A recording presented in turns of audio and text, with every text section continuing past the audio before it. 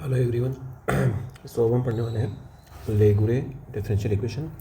अपनों ने क्या क्या पढ़ लिया अपने अभी तक। एक तो अपने पढ़ा था लीजेंद्रे, एक पढ़ा था अपनों ने बेसल, एक पढ़ लिया अपनों ने हर्माइट वाला, और एक पढ़ लेंगे अपन लेगुरे डिफरेंशियल इक्वेशन। देखो कल अपनों ने क्या पढ़ा था, ये सब अपनों ने हर्माइट पढ़ लिया, लेगुरे पढ़ लिया, सॉरी लीजेंद्रे पढ़ लिया और बेसल पढ़ लिया। अब अपने को पढ़ना है लेगुरे डिफरेंशियल इक्वेशन। तो देखो चाय पीते पीते आपको पढ़ा रहा हूँ इसलिए थोड़ा सा आवाज़ आएगी। तो इसकी डिफरेंशियल इक्वेशन में को याद रखनी है क्या होती है, ये वाली। लीजेंद्रे में क्या था 1 माइनस एक्स स्क्वायर, है ना। बेसल में क्या था एक्स स्क्वायर, और इसमें हर्माइट में क्या था, ये रहा हर्माइट का हर्माइट। ये देखो हर्माइट में यहाँ कुछ भी नहीं आता है, यहाँ पे कुछ नहीं आएगा अपना, यहाँ पे -2x आएगा और 2n+y की जगह आ जाएगा ओनली y। तो डिफरेंस भी याद रखना है क्योंकि वो 4 ऑप्शन दे के पूछेगा लीजेंद्रे कौन सी, तो अपने को सब अलग अलग करके याद होने चाहिए। सो लेगुरे differential equation will be x dy/dx square 1 minus x dy/dx plus ny equal to 0. It also can be written as x y double prime plus 1 minus x y prime plus ny equal to 0. ये देगा है ना, वो y prime के form में देता है, वो d2y/dx इसको नहीं लिखता है। अब यहाँ से क्लियरली पता चल रहा है कि x जो है ना x बराबर 0 क्या हो जाएगा, सिंगुलर पॉइंट हो जाएगा। ये सारे अपन डिस्कस कर चुके हैं इन डिटेल में। और x इक्वल टू 0 के अलावा जितने पॉइंट होंगे उन सब पे क्या हो जाएगा, एनालिटिक हो जाएगा। अब देखो लेगुरे पोलिनोमियल क्या होते हैं अपना, ये रहे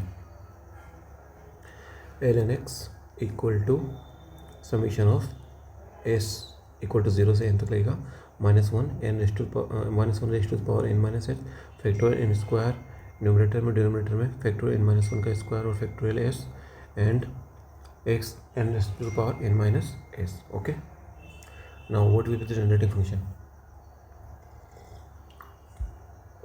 सो generating function will be 1/1 minus z e raise to power minus x upon 1 minus z। याद रखना है सबका।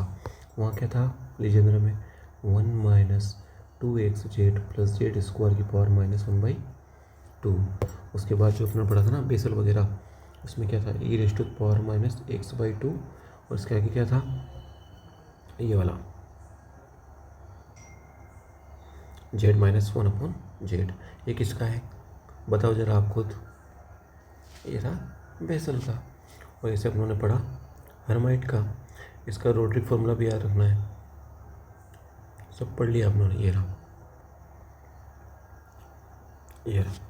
Exponential of 2xz minus Z, सबसे इजी हर्माइट है ना। क्यों? क्योंकि क्वांटम में बीएससी में सबने पढ़ा हुआ है ना। 1 2y 4y square minus 2 8y³ minus 12y सबने पढ़ा हुआ है। सो अब आगे बढ़ेंगे कि जनरेटिंग फंक्शन क्या बनेगा इसका। ये इसका जो भी कोफिशिएंट होगा वही अपना लेगुरे पोलिनोमियल हो जाएगा।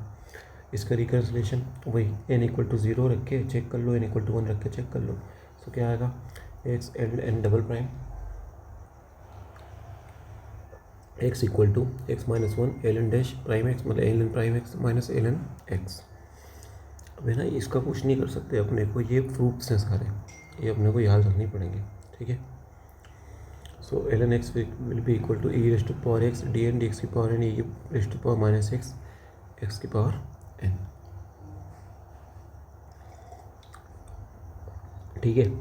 और इसके क्या बोलते हैं पोलिनोमियल, ये रहे 1 minus x 1/2 x square minus 4x plus 2, 1 minus x 1/2 x square minus 4x plus 2, ठीक है।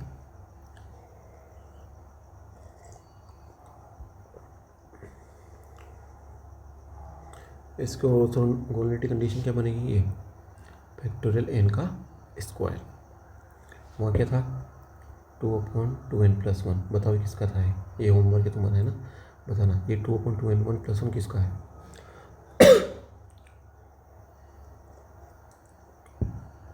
ये अपने से पूछा है ln 0 की वैल्यू, बताओ कैसे निकालेंगे।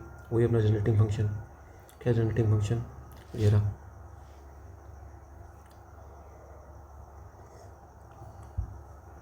1/1 - z e raised to power x minus z upon e 1 - z equal to ln x upon factorial z raised to power n.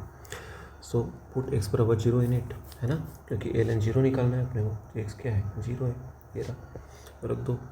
सो ये बनेगा 1 - z की पावर -1, वही साइड टर्म RHS अपना चल ही रहा है, ये आ गया वापिस।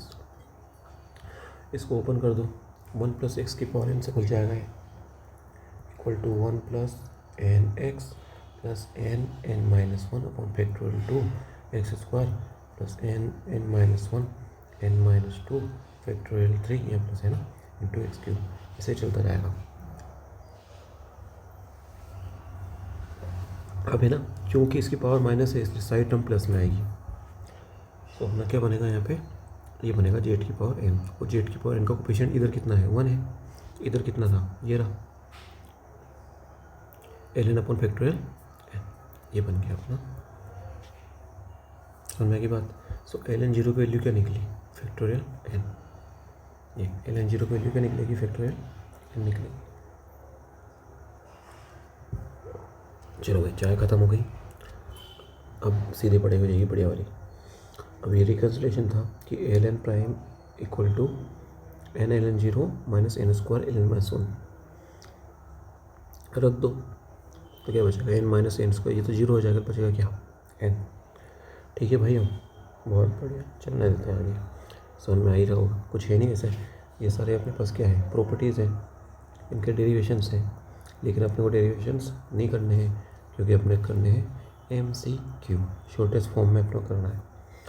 सो x ln double prime x x -1 ln prime x minus ln x, ये 0 हो गया, ये 0 हो गया, इधर ये रख दो, है ना, x = 0 रखते जाओ तो क्या आएगा -1 ln 0, यहाँ हो गया तो ln 0 n, ये आ गया अपना, तो ln प्राइम 0 क्या बचा -n ln।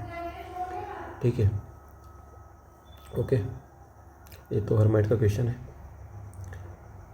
तो देख लो hn 0 की वैल्यू पूछ रहा है अपने से, कैसे निकालेंगे, वही जनरेटिंग फंक्शन पता है अपने को किसका, हर्माइट का, ये रहा, सोल्व कर लो। निकालना क्या है, x बराबर 0 पे रख दो, इसमें ये वाली 2 पूरी टर्म 0 हो जाएगी, बचेगा एक्सपोनेंशियल ऑफ -z²। ठीक है, e raise to the power x का क्या होता है एक्सपेंशन, ये रहा, है ना, मोनोटोमिक इंक्रीजिंग फंक्शन है ये, कौन e की raise to the power x।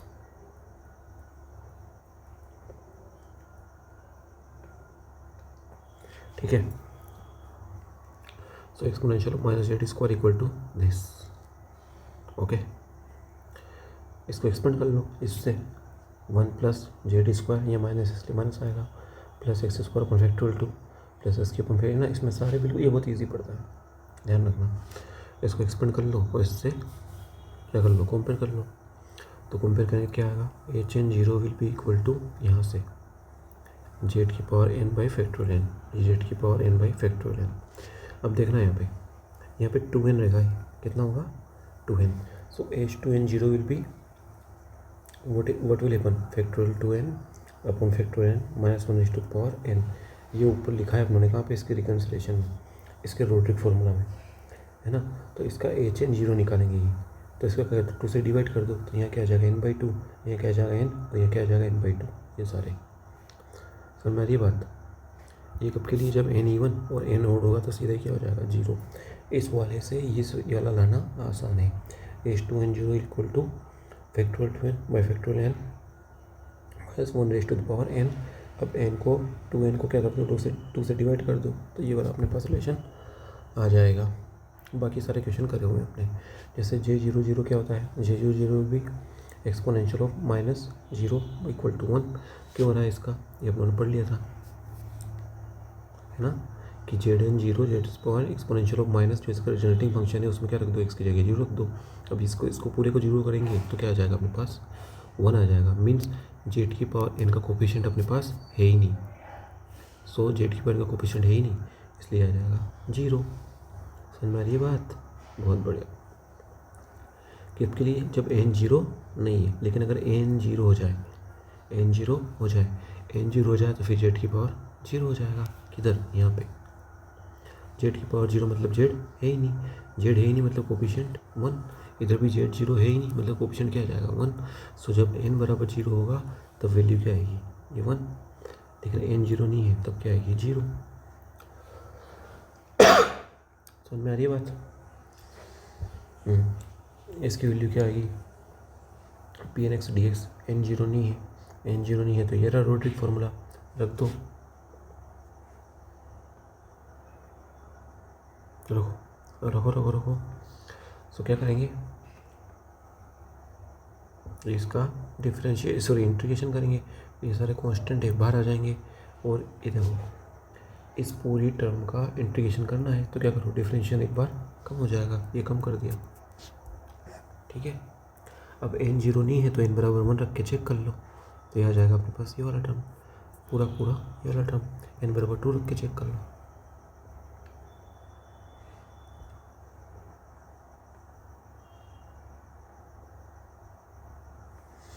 है ना। बाकी सारे क्वेश्चन अभी अपने को करेंगे, है ना, इन सबको बता दूंगा तुमको फुर्सत में बैठ के अच्छे से। Thank you. छोटा सा था, हो गया बेसिक बेसिक। तो क्वेश्चन करने हैं स्पेशल फंक्शन के, बहुत सारे क्वेश्चन करेंगे।